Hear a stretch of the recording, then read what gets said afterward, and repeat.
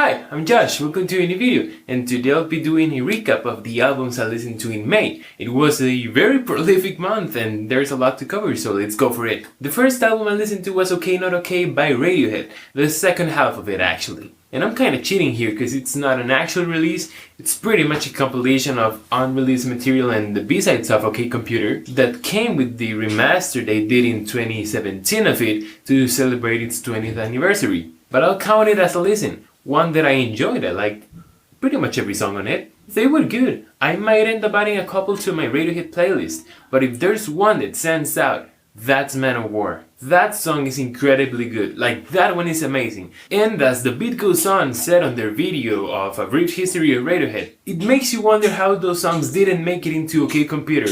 Well, he's talking about I Promise. But the point is those are excellent songs, and it's crazy just thinking they kept those unreleased for 2 entire decades. But I'm so glad they finally put them out. My favorite song on it was definitely Man of War. It almost made me cry the first time I listened to it, and the video is a masterpiece. Second album I listened to this month was Grey Area by Lil Sims. You know, I realized I haven't checked many female rappers, and while trying to repair that, I saw a very positive comment on Lil Sims and this album. I also saw her interview with Nardwar, and I really liked her, so I went for it. And it was great. Like, Lil Sims is such a good rapper. In every song of this album, she does such great performances. Plus, it has really good lyrics that undeniably have a lot of work, thought behind, and I always appreciate that. For example, the ones in Sherbet Sunset. I think she did some great rhymes there, but I really like the way she does them kinda subtle. She doesn't overly accentuate those rhymes, she goes with the flow, and she has a really good one, allowing songs like Flowers, Venom, and Therapy to be possible. The music and beats here were really good overall. I liked them all, and there were some I loved. That one in Therapy is so groovy, the one in Flowers is so spatial, and has such a flavor. I mean, this record is freaking fire, and the production couldn't be better.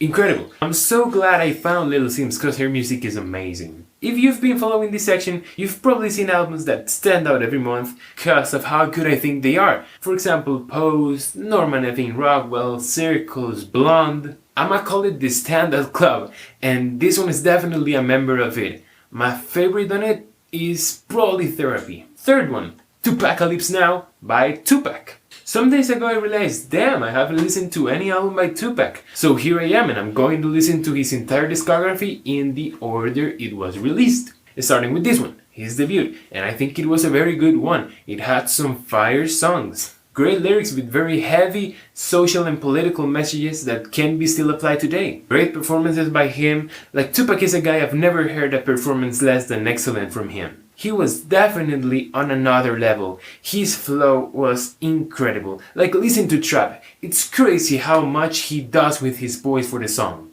while also throwing thoughtful bars with great rhymes. I mean, I've got nothing but praise for what he did on this album. Really good one. Had a great time listening to it. And it was one that carried me with it.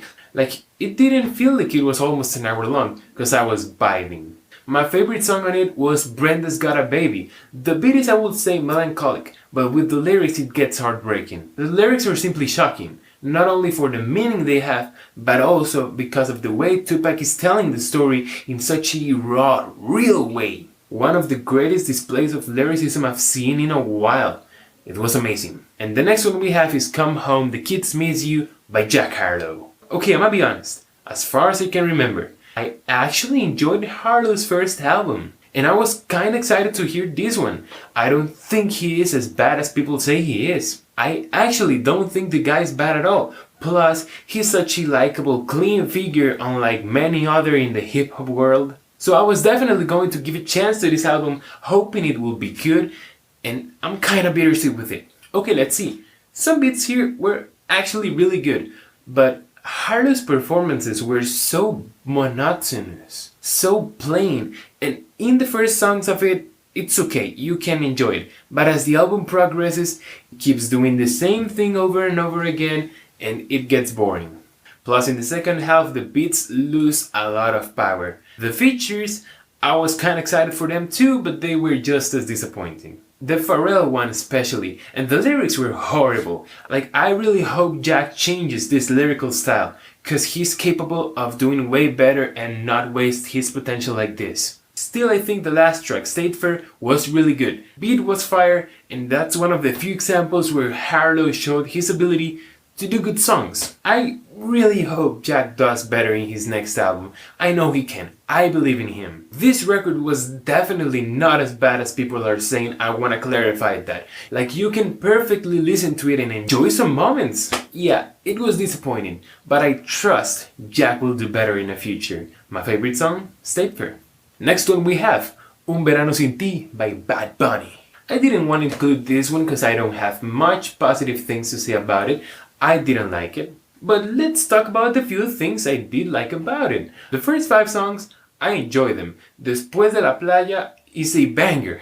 That song is going directly to my high playlist. Me Porto Bonito had an old reggaeton vibe I like. Un Ratito was nice, but after that I didn't like anything until Andrea, which is easily the most surprising Bad Bunny song ever.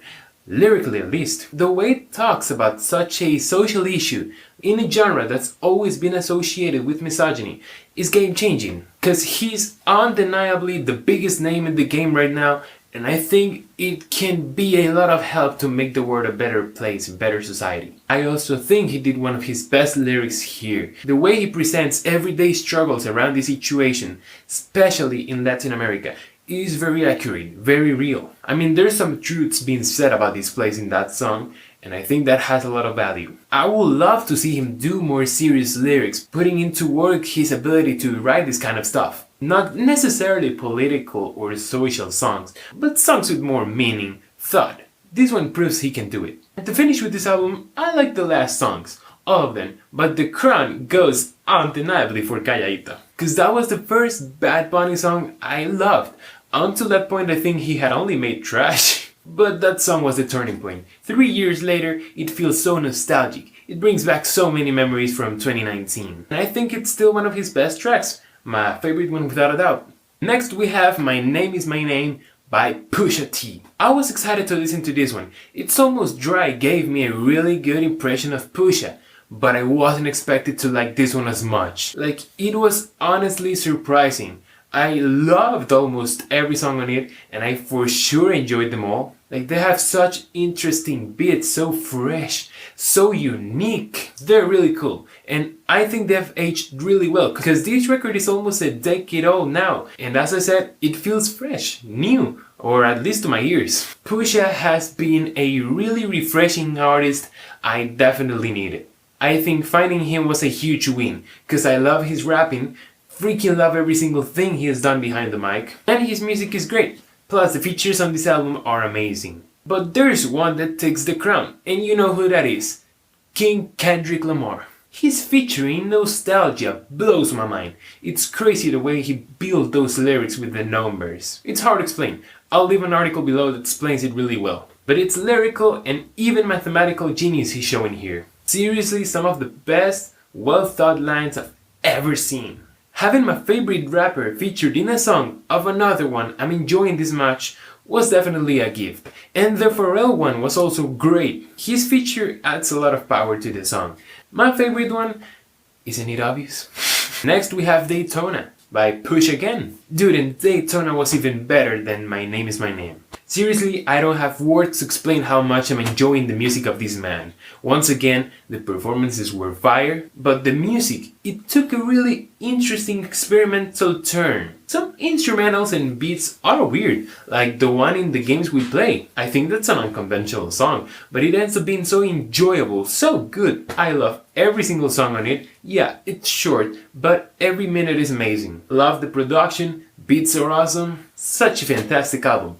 Some songs I like to mention, If You Know You Know, Hard Piano, What Will Meek Do, but my favorite one may be The Games We Play. But as I said, I freaking love everything on this album. Great one! Next we have Taboo by Denzel Curry. Well, I also decided to start checking his discography, and I really liked the cover of this one, so I went with it. And I really enjoyed it. I gave it a second listen right after the first one. Something I really liked, the atmosphere. I think the album effectively builds an atmosphere throughout the songs that helps to develop the idea that it's divided by colors: white, gray, and then black. And again, I think it was executed really well. Thanks to the features, Denzel's performances, and instrumentals, it ends up being an interesting, really cool, different experience. One that again, I really enjoyed, even though I don't remember any song by name. But I know that my favorite one was Sirens. Next we have A Light for Attracting Attention by The Smile. And I was so excited for this one, not only because it has two of my favorite musicians, Tommy York and Johnny Greenwood from Radiohead,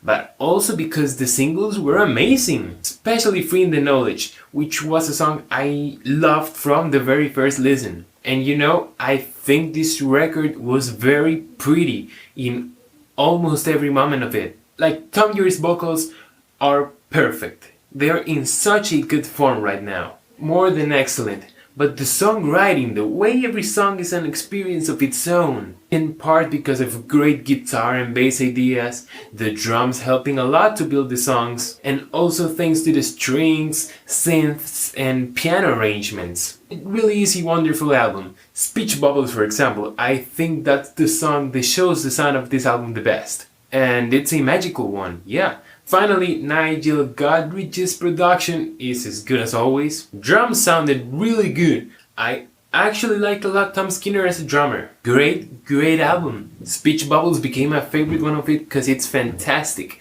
I recommend it a lot. Next one we have 444 by Jay-Z, and it was amazing. Front to back. Had such a good time listening to it while doing my Fortnite dailies. The Story of OJ is such a good song. That beat is a masterpiece. I'm sure the studio was in flames after they wrote it, cause goddamn. And also, Jay-Z killed it with his performance, and the video is incredible. But pretty much every track has a great performance here.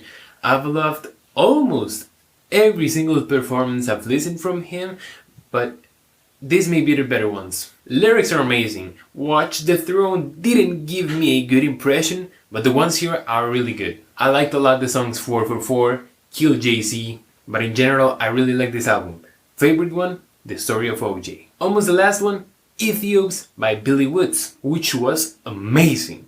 Really good album, but I don't think I've fully developed or constructed my thoughts on it, so I'll do it in the next recap. Now, as always, before going to the last one, the albums I don't have much to say about. Control by SZA, The Off Season by J. Cole, Rodeo by Travis, King Push by Pusha, Joanne by Lady Gaga, and Themata by Carnival. And finally, the last album I listened to in May was A Head Full of Dreams by Coldplay. I'm not crazy about it, but I do want to mention something I love about Coldplay. That's their ability to create an audiovisual experience. With this I mean that they create their albums in a way that takes into account the visual representation of it. What you see in the cover and later in the videos is pretty much what you can expect of their albums. And I really like that, the fact that the music and the visual representations of it are connected. Together, they create an atmosphere. The production, instruments, songwriting will follow most of the times. Hymn for the Weeknd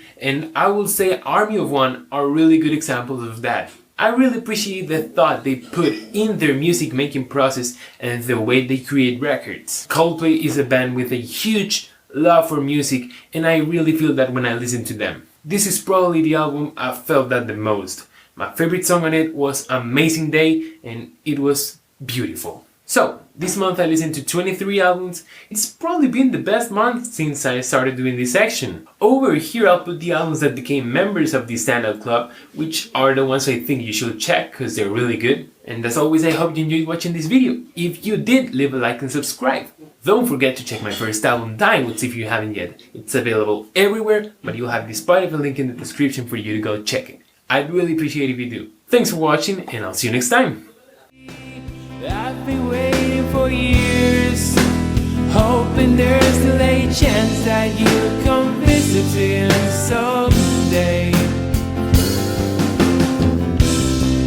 Don't care if the guns are rusty, the bullet's black, you can still pretend it's fun to live.